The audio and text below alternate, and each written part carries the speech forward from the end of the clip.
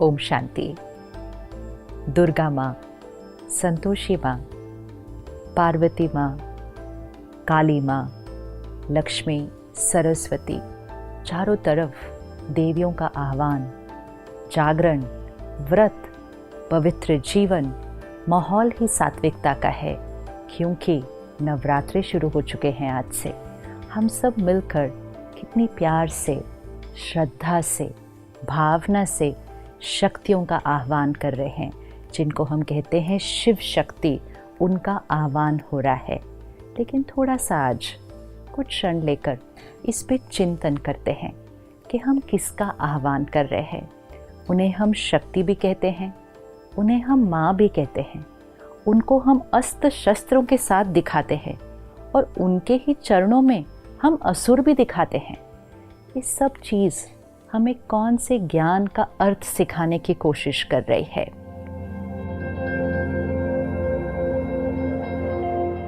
देवी का चित्र और चरणों में असुर। तो क्या वो देवियां हिंसा करती थी? क्या उन्होंने असुरों की हिंसा की थी, या इसके पीछे कुछ भाव है?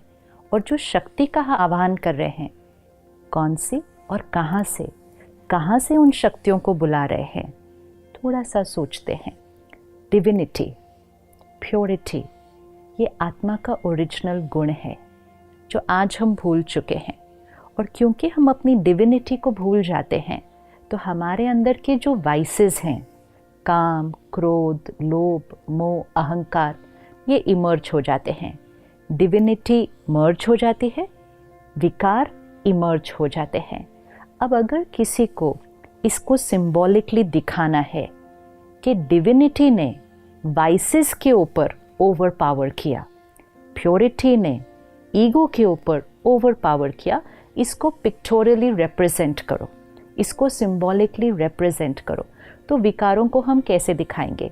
जैसे कहीं दिखाना होता है कि स्मोकिंग इज़ नॉट अलाउड, कहीं दिखाना है कि डेंजर है, तो हम क्या करते हैं? वो स्कल ड्रॉ करते हैं, उस पर क्रॉस लगाते हैं। तो कोई एक्चुअल स्कल थोड़ी है, लेकिन सिंबॉलिक है कि ये डेंजर है। तो वो जो वाइसेस, वो जो असुर चरणों के नीचे दिखाए हुए हैं, वो कोई असुर नहीं है फिजिकल, वो हमारे अंदर की आसुरी वृत्ति, विच मीन्स हमारे अंदर की नेगेटिविटीज़, हमारे अंदर की रॉन्ग हैबिट्स, हमारे अंदर की वीकनेसेस, हमारे अंदर के विकार, jealousy, hatred, hurt, rejection, manipulation, control, domination, the list is long. लेकिन क्योंकि हमने ध्यान नहीं रखा, हमने अपने अंदर के असुरों को जागृत करके रखा हुआ है। अब वो दिन आया है कि हमें अपने अंदर की डिविनिटी को इन्वोक करना है। और जैसे जैसे डिविनिटी इन्वोक होती जाएगी, मतलब डिविनिटी इमर्ज होगी, तो वाइसेस अपने आप मर्ज होंगे। वाइसेस इमर्ज होते हैं तो डिविनिटी अपने आप मर्ज हो जाती है, क्योंकि at one point of time एक ही क्वालिटी का संस्कार जागृत हो सकता है। तो देवियों का आह्वान करना मतलब इन्वोकिंग द डिविनिटी। तो देवी वहाँ ऊपर से आह्वान नहीं करना है, अंदर से डिविनिटी का आह्वान करना है, क्योंकि हर आत्मा के अंदर डिविनिटी भी है और हर आत्मा के अंदर वीकनेस भी है। तो वो जो दिव्यता है, जिसको आज हम प्यार से याद कर रहे हैं, बुला रहे हैं, वो भी हमारे अंदर ही है। और वो जो असुर जो हम पैरों के नीचे दिखा रहे हैं, वो भी हमारे अंदर ही है। नहीं तो देवी, जिनके लिए हम कहते हैं 16 कला संपूर्ण, मर्यादा पुरुषोत्तम, अहिंसा परमो धर्म, जिनका अहिंसा धर्म था, उनको हम हिंसा करते हुए कैसे दिखा सकते हैं? और क्या देवियाँ अष्टभुजाओं के साथ पैदा हुई थी? अष्टभुजा, आज अगर आपके घर में एक बच्ची पैदा होती है जिसकी अष्टभुजाएं हैं, तो आप तुरंत क्या करेंगे? शायद सबसे पहले तो डॉक्टर वो सर्जरी कर देगा, क्योंकि वो अष्टभुजा कोई लिटरल फिजिकल 8 आर्म्स नहीं है। वो आत्मा के अंदर की अष्ट शक्तियाँ, 8 पावर्स ऑफ द सोल, जिससे वो डिविनिटी इमर्ज होती है। क्योंकि भुजा शक्ति का सिंबल है, पावर, यू से इज वेरी पावरफुल। फिजिकल तो हैंड का सिंबल है, और हर भुजा के अंदर एक एक शस्त्र है। शस्त्र नॉलेज का है। तो क्या भावार्थ है?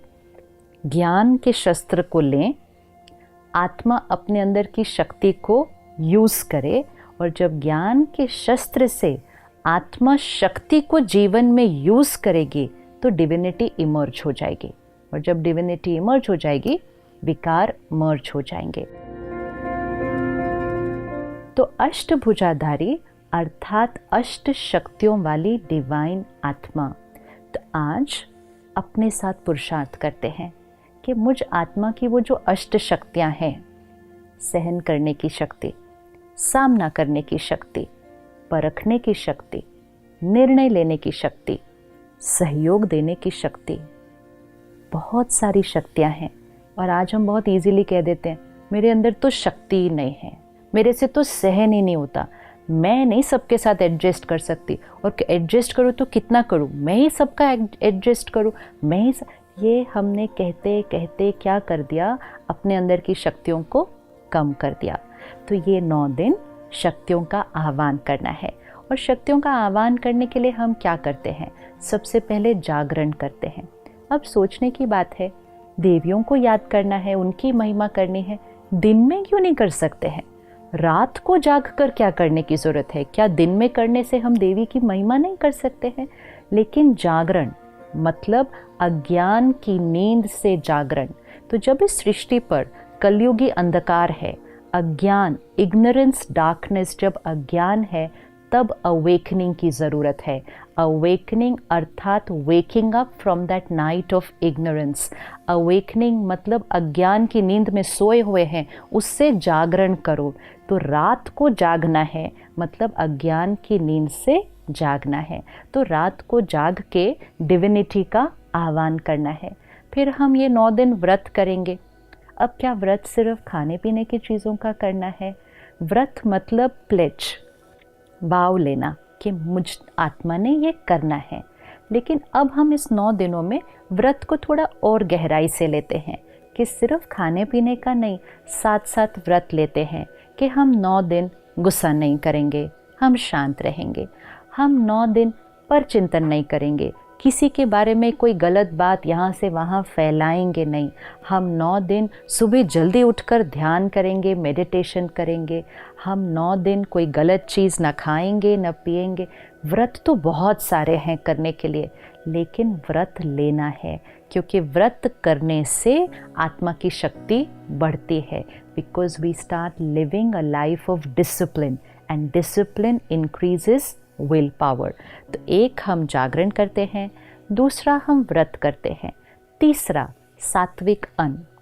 9 दिन प्याज लहसुन के बिना सात्विक भोजन बनाया जाता है। डिविनिटी एंड सात्विकता गोज टुगेदर। इसका मतलब अगर तामसिक भोजन खाएंगे तो डिविनिटी इमर्ज नहीं हो सकती है। तो सात्विक भोजन मतलब वेजिटेरियन विदाउट अनियन गार्लिक, लेकिन साथ साथ परमात्मा की याद में बना हुआ, बड़े सात्विक मन से बनाया हुआ खाना, सात्विक तरीके से कमाया हुआ धन पहले घर में आए, फिर सात्विक अन्न बने और सात्विक मन की स्थिति में बने, तब वो प्रसाद बनता है। तो सात्विक अन्न जब खाना शुरू कर ही रहे हैं तो साथ साथ ये भी सोच लीजिए कि सिर्फ 9 दिन क्यों? क्या डिवाइन लाइफ सिर्फ 9 दिन चाहिए? त्योहार आते हैं हमें जीवन जीने का तरीका सिखाने के लिए कि जो चीज़ हम 9 दिन करेंगे वो हम जीवन भर भी कर सकते हैं। लेकिन इस 9 दिन में ध्यान रखना कि प्रतिज्ञा सिर्फ यहाँ से नहीं करनी। कभी कभी मन में चलता रहता है, आज 5वां दिन हो गया, आज 6ठा दिन हो गया, कब ये 9 दिन पूरे होंगे, सब कर रहे हैं इसलिए मुझे भी करना पड़ता है। मजबूरी से नहीं, मजबूरी से आत्मा की ताकत कभी नहीं बढ़ेगी। प्रतिज्ञा से करना है कि जीवन में सात्विकता। फिर 9 दिन दिया जलाया जाता है, तो मिट्टी का दिया और वो लौ, इसका क्या सिग्निफिकेंस है कि मिट्टी का जो बॉडी शरीर का प्रतीक है और जो लौ है वो आत्मा का प्रतीक है। तो 9 दिन दिया ज़रूर चलना चाहिए। तो जब मैं आत्मा हूँ, सोल कॉन्शियसनेस, ये जब इमर्ज होगी तो वो लौ जलती रहेगी, रोशनी उसके चारों तरफ फैलेगी। एंड मोस्ट इम्पोर्टेंट, हम अपने जीवन में चाहिए से दिया की तरफ शिफ्ट हो जाएंगे। दिया जलता रहे तो जीवन शुभ होता है। कौन सा दिया जलता रहे? प्यार दिया, सम्मान दिया, सहयोग दिया, सबको दिया और हमेशा दिया, ये दिया जलेगा तो जीवन शुभ रहेगा। जागरण, सात्विकता, व्रत और दिया, जब ये सब हो गया तो रिश्ते बड़े प्यारे हो जाते हैं।